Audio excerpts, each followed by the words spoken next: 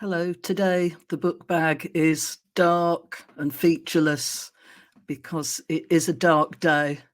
In fact, maybe even the darkest day, because I woke up this morning to the news that a very good friend of mine, the writer, Christopher Fowler, has passed away. It wasn't a surprise. He had been ill for quite a long time, but when it actually happens, you realise that you weren't prepared at all.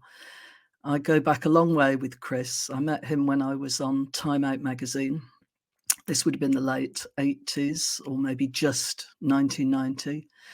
And I edited the letters page, which I still think is one of the greatest jobs I've ever had. And we used to get these wonderful letters in from somebody called Christopher Fowler, who had a very intriguing address. It was always the Creative Partnership in Soho. And I did know who Christopher Fowler was because I had read and enjoyed his novel Roof World. So at the time, he was a horror writer. I mean, he's been various different things. But at a time when most of the letters to the letters page would be something along the lines of "your film critics are rubbish," we would get these extraordinarily witty and clever responses from Chris to various things that we'd run in the magazine. So one day, the then literary editor, I think we thought we have to rope this guy in somehow. He is the spirit of Time Out, if anybody is. And the literary editor said, "Oh, do you want to come and have lunch? I'm taking him out for lunch. Do you want to come along?" That was Maria Lexton. Not an easy person to intimidate, but I think she thought that Chris was a smart lad and she might need some backup.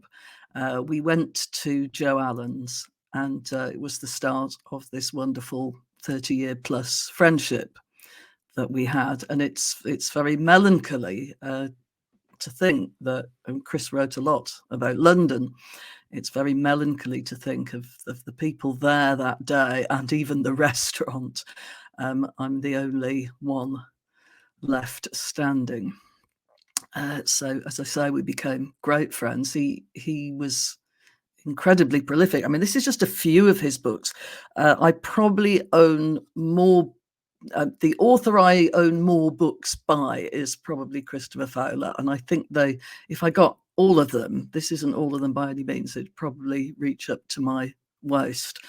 But Darkest Day is a really early one, and he did a very strange drawing in it, which is of an elephant that appears to have 6 legs. And he's written, "Suzi, more gratuitous unpleasantness. Yeah, best wishes, Christopher Fowler." He actually repurposed some of the plot markers in Darkest Day for one of his Bryant and May thrillers. And then another one I have here, and I particularly love the picture. I'll move my fingers out of the way, but his memoir Paperboy, with that gorgeous picture of him as a little lad, with the memoirs, just like he was, though hilarious, dry, witty. It's just like spending time with him, really. I think that's the great comfort, that we can still spend time with these fantastic books. I've got the very first Bryant and May, Full Dark House. They had great covers. It wasn't always the same designer, but and that's, of course, the Palace Theatre. And there's so much about Chris in that book, that his absolute love of London, his knowledge of London law was unsurpassed. It really was. So he created these detectives, Bryant and May, and I think Bryant was a bit of Jim Sturgeon. Incidentally, I hope they're raising a glass together and catching up in heaven right now, somewhere in cinematic heaven. But also, although Chris was very, very trendy, a very savvy guy, he did have a bit of curmudgeonly Arthur Bryant in him. A little bit of a self-portrait. I think this is the last one, London Bridge is Falling Down. Different illustrator, but a great. I didn't read that one, actually. I mean, I thought, oh, I'll save that until Chris isn't here anymore. But then, of course, you can't talk to them about their book if you do that. I've just jumbled these in any order. I've just grabbed what I could, but this is a collection of columns that he actually wrote for me at the Independent on Sunday. I'm sure it was his idea. I don't think it was my idea. The Book of Forgotten Authors. It was a weekly column. And again, it just showed how absolutely incredible his reading was. Not just all the classics. I mean, I don't know whether he read all the classics, but he was very well read in the kind of byways, unusual authors, curious books. I think he actually brought some back into print from this column that I was certainly very proud to have run every week. But every so often an author would emerge and go, how dare you call me a forgotten author? I have not been forgotten. I'm here. I've been here all the time. So he changed it to Invisible Ink. But that's a lovely collection. Again, you know, his wit and his erudition, it's all there. I'm so pleased I managed to find this. Bureau of Lost Souls. He was a brilliant short story writer, especially of horror stories. I mean, a lot of them have really stayed in my mind, and this collection is one of my favorites. I think this probably, yeah, it just says also in Arrow by Christopher Fowler, Roof World, so it's very early. First published in Great Britain, 89. So that's probably round about when I met him. More short stories. I think he was working on a bumper collection of all of them. Uncut, more short stories. Another Bryant and May. 77 Clocks. Great story. Memory of Blood. The Water Room, that's an early one. You can see that the jacket is slightly different. More short stories. Sharper Knives. Oh, he didn't sign that one. One of them, I think he signed this one. There's a story behind this one. Spanky. Spank Terrifically Yours. He's put on that one. And I'll just peel back. It's had quite an amazing jacket.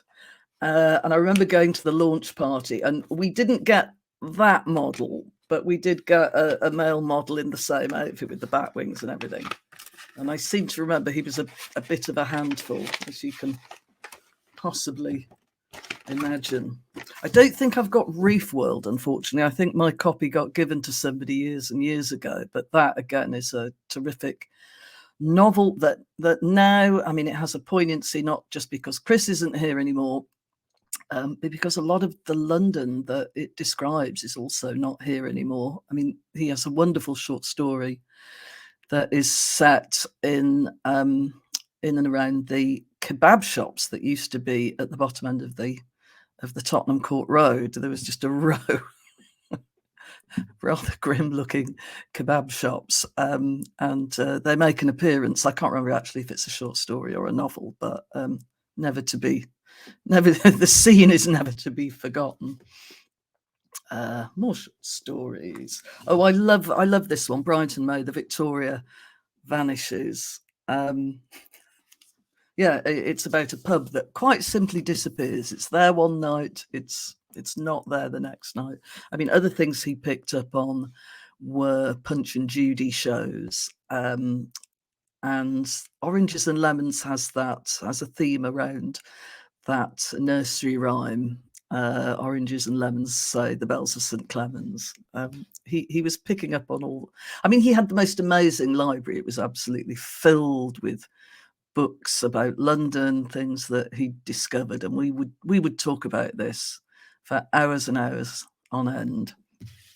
A couple of more old ones: Old Devil Moon, Disturbia. I think Disturbia is the one I have a lot of these assigned copies. Suzi, I hope I kept you up all night. Love, Christopher. Yeah, he's an unforgettable character. So after that time that we met, we just kept in touch. He wrote for me, as I've said. He became a reviewer, but we would regularly go out for lunch. And the only problem with that was that because his other work with the Creative Partnership was very much involved in the film industry, is that sometimes he would say, oh, I wish I could do lunch. Can't do lunch today, I'm afraid. I have to take Angelina Jolie somewhere or other. Another time it was Arnold Schwarzenegger. He promised to show Arnold Schwarzenegger the town. But there was one time when he said, oh, I've kind of double booked and it's with Jude Law. And I said, well, Jude can come too. So we ended up having a lunch, a three-way, very enjoyable lunch with the young Jude Law, who was incredibly charming. I mean, I'm sure he is anyway, but Chris certainly brought out the best in people. I interviewed him maybe about 18 months ago, maybe a little bit more, for The Guardian. And he was talking about winding up Bryant and May, and it being, the end of a lot of things. So it was very poignant, but also very, very upbeat. He kept me apprised of what was going on in his life and would be extraordinarily cheery. Anybody who followed him on Twitter would know he was extraordinarily cheery about his diagnosis and the hospital. He would get every ounce of fun out of what really was a very grim situation.